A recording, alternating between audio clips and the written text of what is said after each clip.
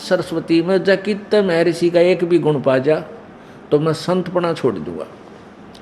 और मैं इसने सिर पर रखता जाए महर्षि के गुण होते थे, पता मेरा कोई जाति दुश्मन ना, मेरे कोई इसमें कोई बाधा इसने क्रिया, लेकिन ये ज्ञान कोनी भक्ति का इसका एक भी सत्यार प्रकाश कति नकली ज्ञान है, टोटली वेद विरुद्ध और समाज में अप्लीकेबल कर पढ़न जोगा भी को ना, मानना तो बहुत दूर की बात है।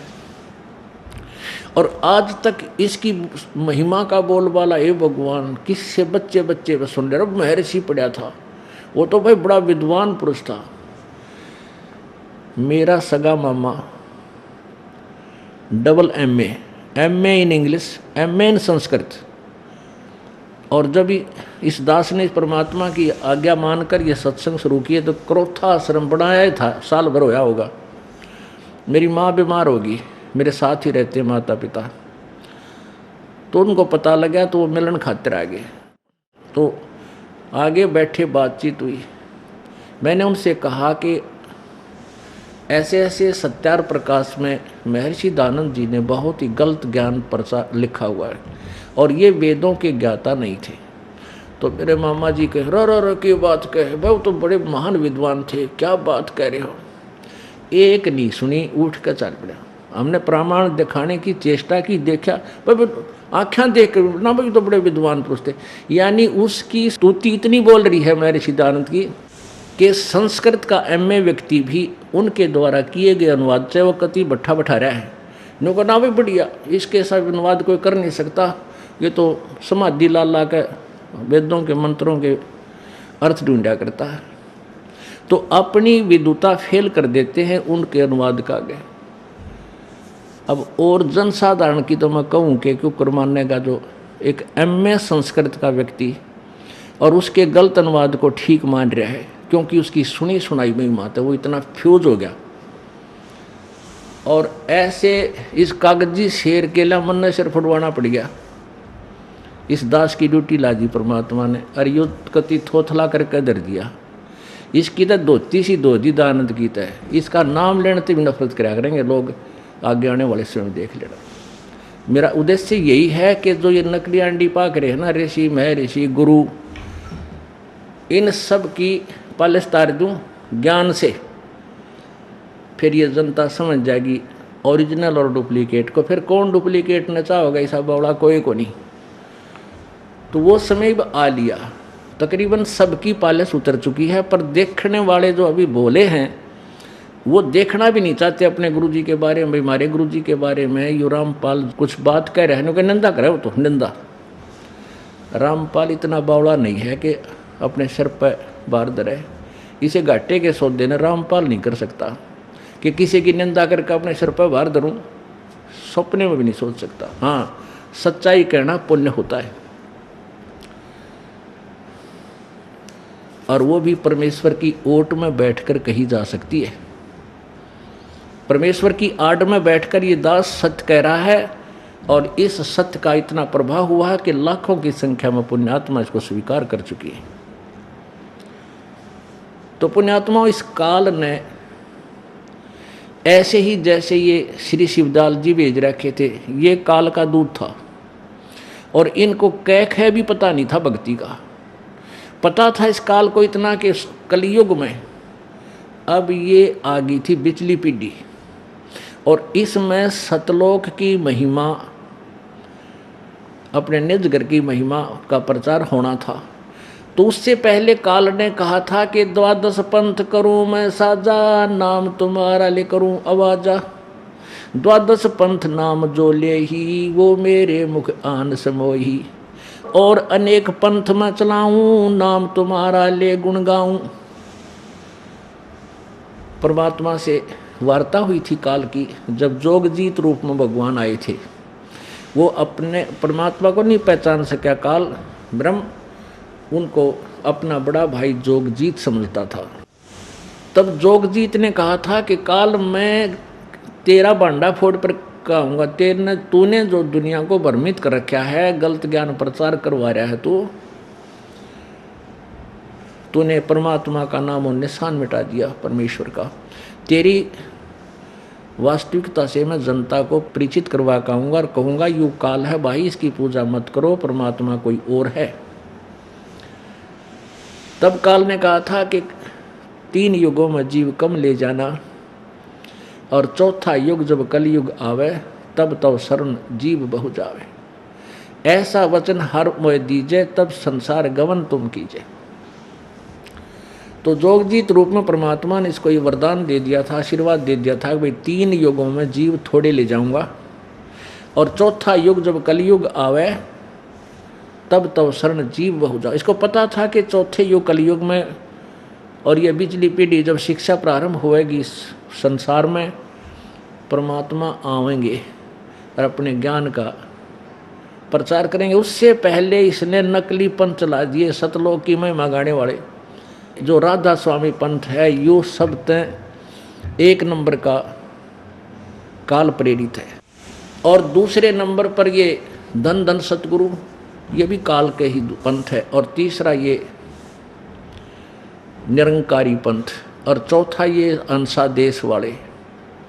ये सभी ना इनका सिर ज्ञान का ना किते पैर, और आखिर में भगवान को लास्ट में कहते हो निराकार है, प्रकाश ही प्रकाश दिखता है उसका। तो ये काल ने पहले इतना जबरदस्त जो है ना प्रचार करवा दिया, उस नकली दूत भेज गए। अब परमात्मा ने कहा था ठीक है कोई बात नहीं, तू अपनी करना मैं अपनी करूंगा। काल ने कहा था कि कुछ तो ऐसे अलग से पंथ बना दूंगा, और कुछ देवी देव और ये मूर्ति पुजारी, कुछ देवी देवता बना दूंगा, कुछ मूर्ति पुजारी बना दूंगा, यानी कत्ती भट्ठा बैठा दूंगा। इस भक्ति का अलग से कोई ज्ञान देगा उन साधनाओं से, कोई सुनेगा नहीं, बल्कि सिर फोड़ देंगे। तो परमात्मा को ये पता था कि जब मैं आऊँगा या अपना कोई दास भेजूंगा बिचली पीढ़ी में, उस समय क्या होगा कि सभी पंथ अपने अपने ज्ञान का प्रचार डोल के डंके पर कर चुके होंगे, और उनकी द्वारा अनुभव की पुस्तकें पूरे समाज में उनके अनुयायियों में फैल चुकी होगी। तब परमात्मा ने कहा था उस समय मैं अपना दूत भेजूंगा, संदेशवाहक, और वो फिर सदग्रंथों के आधार से उन नकली पंथों के अनुभव की पुस्तकों को और उस ओरिजिनल नोट से तुलनात्मक तरीके से तोल कर दिखा देगा कि ये डुप्लीकेट, इनका अनुभव गलत है, हमारे सदग्रंथ ये बताते हैं। तो वो सभी पुण्यात्मा उस सच्चाई को समझकर और परमात्मा की चरणों में आ जाएंगे, अपना कल्याण करवाएंगे। वो समय अब आ चुका है। अब उस तत्व ज्ञान रूपी सूर्य का अब उदय हो चुका है।